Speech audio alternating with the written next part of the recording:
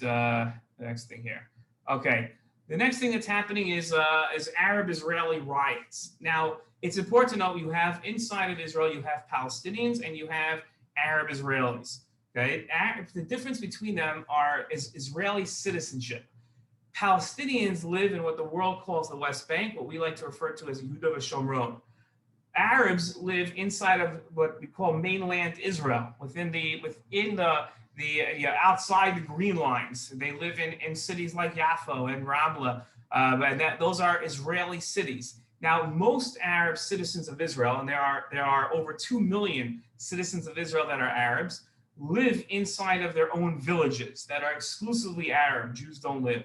There are a few cities that have traditionally prided themselves of having integration between Arabs and Israelis, where they get along fine, they live in the same cities, and it's all been fine. It's all been hunky-dory. They all get along. Everything is fine. You even have Arab Israelis that serve in the IDF. That happens, right? We do have this idea of everybody getting along.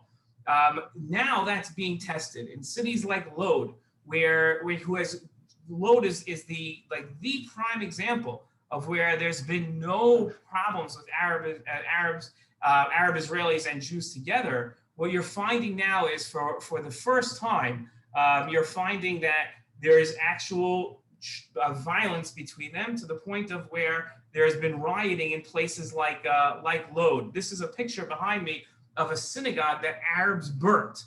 Right? They burned down the synagogue in Lod. This is a man taking out a Sephardic Sefer Torah from the synagogue that Arabs burnt down. They burned cars, they burned schools, and they went through the streets, and there was violence. There's been Arabs that have been shot by Israeli citizens, and there's been just general violence, along with the fact that rockets are falling on them. It got to such a point that Bibi Netanyahu had to call in what what Americans might recognize as almost the National Guard. They had to bring in the army and police to man the streets en masse. And as we're talking about thousands of soldiers entering into a city to keep the peace after a state of emergency was declared. It is scary. I have friends that live in Lod. They're telling me that it's scary. There's fires on the streets. It's not a good place.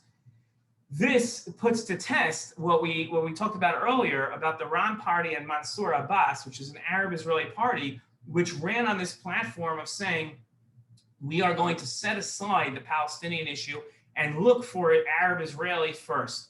And even going so far as to say that they're welcome to join with Bibi Netanyahu, with Naftali Bennett in a right-wing government, which is traditionally hard on Palestinians, and being able to look past Palestinians to be able to do that.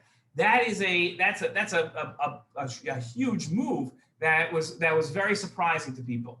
And people were excited about this. They said, okay, finally, we've reached the point where Arab Israelis are putting Palestinians second and putting their own interests first. That's a practical step that we can see builds a future of Arab citizens and Israeli citizens together. Unfortunately, Mansour Abbas pulled out of negotiations, said it's improper to have negotiations with integrating into an Israeli government while this is happening, and he put the Palestinians back on the front burner, which again, if you talk about, when we talked about what brought us here, and we talked about internal Palestinian politics, this was I believe one of Hamas's goals was to make sure that this didn't happen. Now, why can't we just say that these are Arab protests? They're just demonstrations. The difference between a protest and a riot are signs.